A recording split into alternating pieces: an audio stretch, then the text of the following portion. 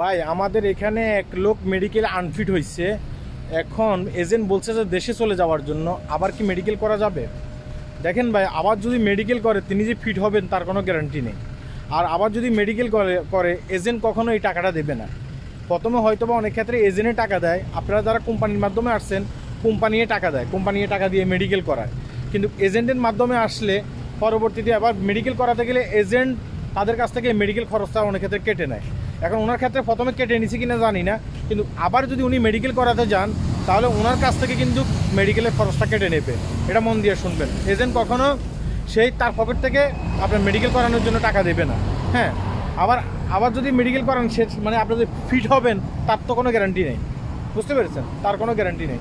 এখন আপনি মেডিকেল করিয়ে দেখতে পারেন, হ্যাঁ হয়তো ফিট হতেও পারেন না হতে পারেন, কিন্তু বেশিরভাগই মানুষ মেডিকেলে একবার আনফিট হইলে পরবর্তীতে আবার আনফিট হয়। ছোটোখাটো বিষয় নিয়ে কিন্তু তারা কিন্তু আনফিট দেয় না, বড় একটা ইস্যু হইলে তারা কিন্তু আনফিট দেয়। এখন আর একটা বিশেষ কথা বলি, এই কথার সাথে কিন্তু মানে অ্যাডজাস্ট করে বলতে হচ্ছে, এটা বাংলাদেশ থেকে কিন্তু এখন প্ল্যান্টেশনের বিষয়ে অনেক মানুষ কিন্তু মালয়েশিয়াতে আসবেন, অনেক মানুষ আসবেন। আপনাদের চান্সটা খুবই কম, চান্সটা হচ্ছে এদিকে 1 লাখ 80,000 টাকার থেকে 1 লাখ টাকার ভিতরে কিন্তু আপনি মালয়েশিয়াতে আসতে পারতেছেন, ঠিক আছে? এখন দেখা গেছে কোনো একটা এজেন্ট দেখা গেছে কি আপনার কাছ থেকে 4 থেকে 5 লাখ টাকা নিয়ে যেতে পারে। নিয়ে যাওয়ার পরে আপনাকে মেডিকেল করাবে, মেডিকেল করাবে বলবেন মালয়েশিয়াতে পাঠানোর জন্য। আপনি কিন্তু সেখানে অনেক ক্ষেত্রে মেডিকেল আনফিটও হতে পারেন। তো সেখানে মেডিকেল আনফিট হলে ওই এজেন্ট কী করে, ওই এজেন্ট অনেক ক্ষেত্রে আপনাকে ফিট করে দেবে। কেন ফিট করে দেবে ওই এজেন্ট আপনাকে? কারণ আপনাকে তো সে বিদেশে পাঠাইতে পারলে তার লাভ, তাই না? মানে এজেন্ট না, সরি আমি দালালের কথা বলতেছি। ওই দালাল তো আপনাকে বিদেশে পাঠাইতে পারলে তো তার লাভ, তাই না? এই কারণে সে কী করবে, আপনাকে কী করবে, আপনাকে ফিট করে দেবে।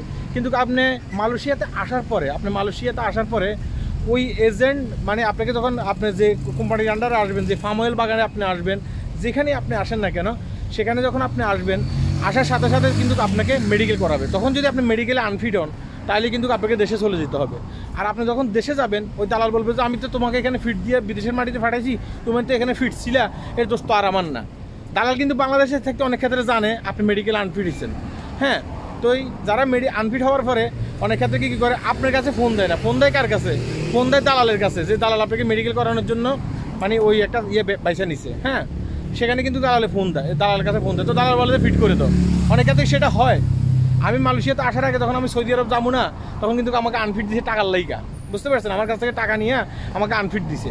পরবর্তীতে আমি কি করছি, আমি যাচাই করে দেখলাম যে না, আমার তো আনফিট দিছে, আর কিছু করার নেই। সে কিন্তু আমার 1 লাখ টাকা সে দীর্ঘদিন পর্যন্ত ঘুরাইছে, কারণ তার দরকার ছিল টাকা। সে আমাকে বিদেশ দিতে পারবে না, আমার পরিবর্তে আরেকজনকে নিয়ে গেছে। তার কিছুদিন পরে আমি মালয়েশিয়ার জন্য মেডিকেল দিয়েছি, মালয়েশিয়াতে টিকে গেছি, আমি মালয়েশিয়াতে আইছি মালয়েশিয়ার জন্য, বুঝতে পেরেছেন? তাই বলতেছি অনেক দালাল কিন্তু এই কাজগুলো করে, এখানে মানে খুবই সাবধানে থাকবেন। হ্যাঁ, আপনি 5 লাখ টাকা 3 লাখ টাকা খরচ করে মালয়েশিয়াতে আসবেন, আসার পরে দেখা গেছে কি আপনি মেডিকেল আনফিট। তা আপনি যদি মেডিকেল আনফিট হয়ে থাকেন তাহলে দেখা গেছে কি আপনি এখান থেকে চলে যাবেন, আপনার 3 থেকে 4 লাখ টাকা লস, 5 লাখ টাকা লস। পরবর্তীতে দালালের বিরুদ্ধে আপনি মামলা করলেও কোনো কাজ হবে না, কারণ দালালেরা সেই মানে স্যান্দাগুলো আস্তে আস্তে মেরে দেয়।